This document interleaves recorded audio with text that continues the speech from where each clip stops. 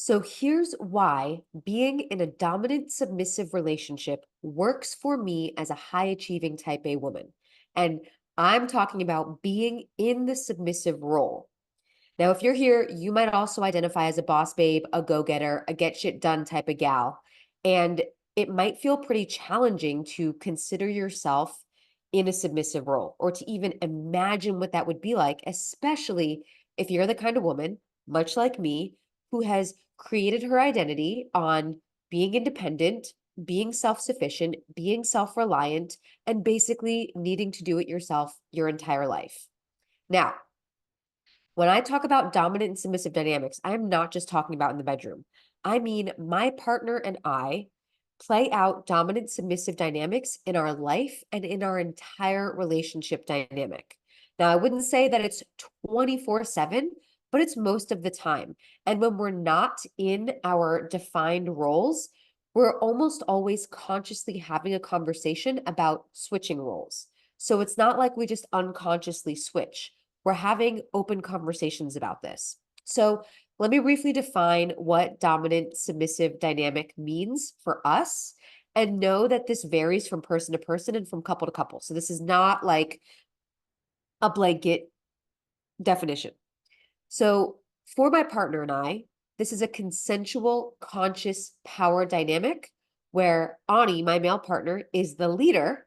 He leads our relationship dynamic and he leads me, even though I can lead myself, and actually I must, and I'll talk about that in a moment, but he is in the dominant position, which means he's got a vision. He has a vision for himself, for our relationship, for me, for our business, and he is always considering the full picture when he makes a decision. He's not just making decisions for himself. He's making decisions for me and for us. And as a result of this, I feel really safe to surrender and to choose to surrender to his leadership. Now, I will tell you that I fought tooth and nail at first. Learning to surrender has been a practice because I lived many, many years in New York as a New York City corporate woman who was climbing the corporate ranks, doing her own thing. And honestly, for most of my dating life, I had the upper hand. I was the dominant one in the bedroom, out of the bedroom, and I liked it that way because I had a sense of control and power. And that was actually what I was using to keep myself safe. And now that I feel safe in a relationship, I'm really learning to love surrendering. And I feel so much more myself than I ever have in my entire life. Now, here's the main challenge for us high achieving type A women in dating and relationships.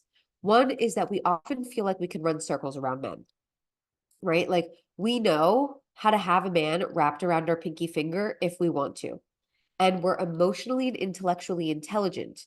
And we often feel unmet in dating and relationships because of this intelligence. It's often easy for us to have the upper hand because of how intelligent we are, which, of course, our ego likes having the upper hand. And because we can have the upper hand, we don't trust easily. We don't trust men all that often. And so, what are the implications of this? Well, one, we don't really open our hearts because we don't always trust someone to handle it with care, which means we stay guarded and closed. Even if we're outgoing and gregarious and friendly, there's still a lot that we keep close to our chest. And maybe we open up a bit, but often when we do, we end up feeling disappointed or let down.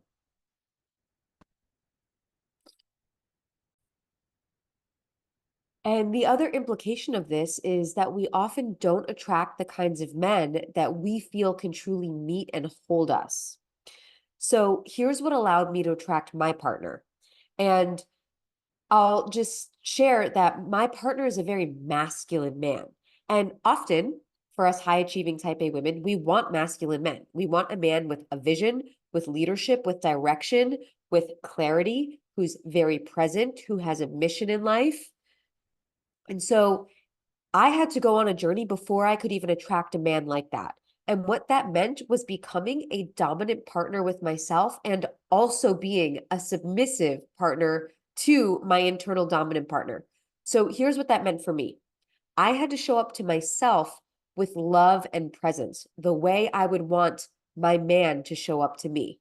So I had to be present with all of my emotions that came up, with all of the discomfort, with the anger, the sadness, the rage, the sorrow, whatever was happening inside of me. I had to learn to become present to that, to not push it away, push it down, distract from it, avoid. And that's how my partner shows up for me now. I also had to learn to give myself structure. This is one of the beautiful roles of a dom or a dominant partner, is that they provide a structure and a container. And so I had to learn to create daily structure for myself, how to create goals for myself. And again, I was doing this in my work life, so this was totally, this made sense. But sometimes in my personal life, all of that fell by the wayside. So I had to really create structure for myself. I had to create boundaries and accountability. And again, this is another role that a dominant partner can sometimes play. But the boundaries, the accountability, the structure was what created safety for me within myself. And it's what creates safety for me in my partnership now. And I had to learn to be very attentive. A good dominant partner is not domineering. They're not controlling. They're not cruel. They are attentive and attuned to their submissive partner's needs. There's a lot of misconception about what it means to be dominant or a dom or a dominant partner. It's not always this 50 shades of gray picture. Sure, that can happen, but there's also just a deep level of care and attentiveness. It's not about whips and chains and BDSM all the time, though that can happen in the bedroom. But in the day-to-day life, my partner takes a great deal of intention to be attentive with me. And so when I became that partner to myself, that was how I attracted a man like that into my life. And let me tell you why this works for me as a type A woman who loved having control before, and how it works for us as a couple.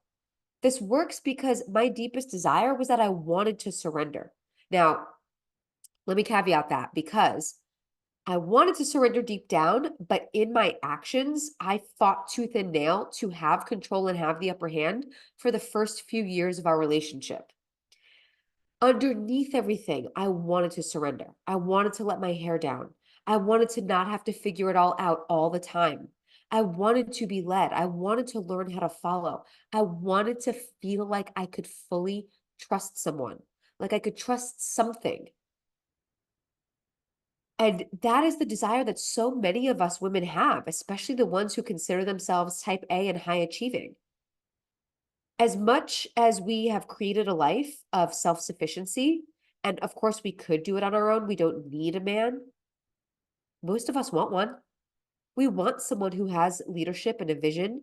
We want to be able to surrender. We want to be in devotion to our man, in loving devotion.